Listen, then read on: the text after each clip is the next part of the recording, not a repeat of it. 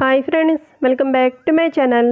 ఇవాల్టి మన special recipe వచ్చేసి ఆంధ్ర స్టైల్లో స్పైసీగా చేపల పులుసు. ఈ చేపల పులుసులో పచ్చి మామిడికాయ వేసి ఇలా వండుకున్నట్టయితే పుల్ల పుల్లగా చాలా టేస్ట్గా ఉంటుంది.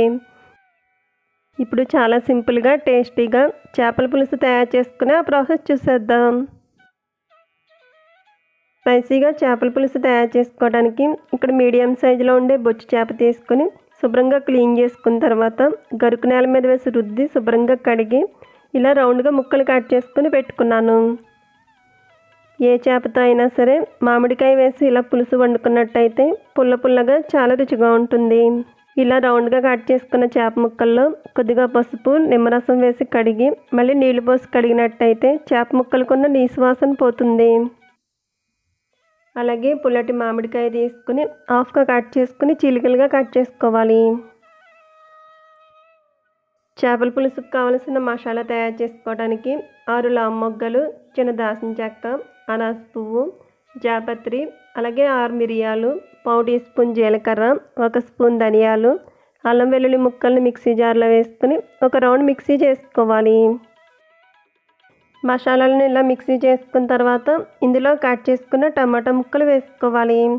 అలాగే 3 మీడియం సైజ్ ఉల్లిపాయలు తీసుకుని కట్ చేసుకుని ముక్కలు వేసుకోవాలి.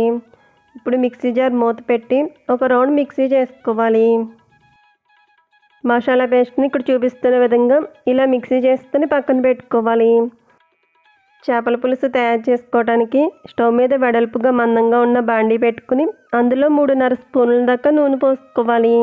నూనె హీట్ అయిన తర్వాత చిటికెడు మెంతులు వేసుకోవాలి. ఇవి చిటపటలాడుతూ ఉన్నప్పుడు హాఫ్గా కట్ చేసుకున్న పచ్చిమిర్చి చీలికలు, 2 రెమ్మలు కరివేపాకు వేసుకోవాలి.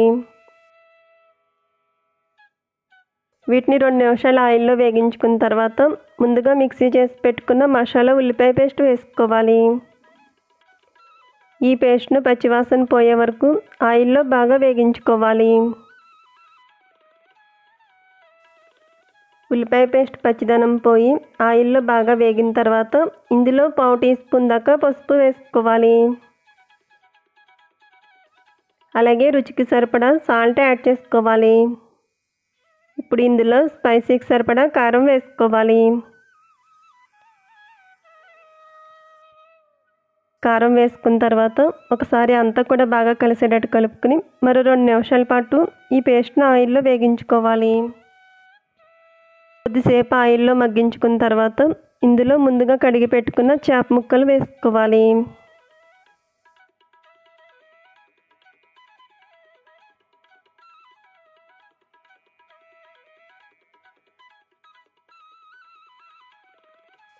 మంటను మీడియం ఫ్లేమ్లో పెట్టుకుని 2-3 నిమిషాల పాటు ఈ చేప ముక్కలను ఆయిల్లో మగ్గించుకోవాలి. 2-3 నిమిషాల తర్వాత మూత తీసి ఈ చేప ముక్కలను రెండో వైపుకు టర్న్ చేసుకోవాలి.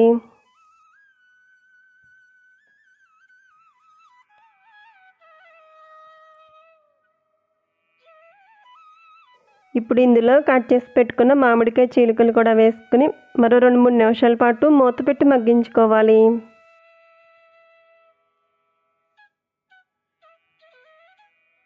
రెండు 3 నిమిషాలు మూత పెట్టి మగ్గించుకున్న తర్వాత మూత తీసి ఇందులో నానబెట్టి రసం తీసి పెట్టుకున్న చింతపండు రసం పోసుకోవాలి.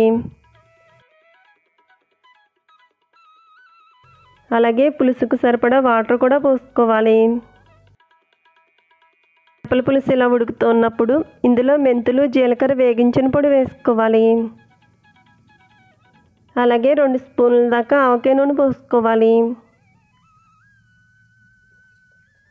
ఆవకాయ నూనె పోసుకోవటం వల్ల ఈ చేపల పులుసు మరింత రుచిగా ఉంటుంది. ఇప్పుడు క్లాత్తో చేపల కూర దాకా నెమ్మదిగా కదుపుకుని మూత పెట్టి 20 నిమిషాల పాటు మంటను హై ఫ్లేమ్లో పెట్టుకుని ఉడికించుకోవాలి.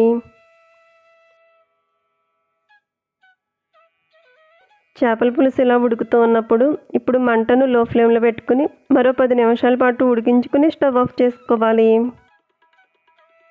ఈ ప్రాసెస్లో చేసుకున్నట్టయితే ఆంధ్ర స్టైల్లో స్పైసీగా మామిడికాయ చేపల పులుసు రెడీ అవుతుంది.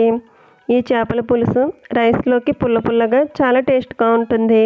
హాయ్ అండి, ఈరోజు వీడియోలో క్రిస్పీగా చేపల వేపుడును చాలా సింపుల్గా టేస్టీగా ఏ విధంగా తయారు చేసుకోవాలో ఈ వీడియోలో చూసేద్దాం.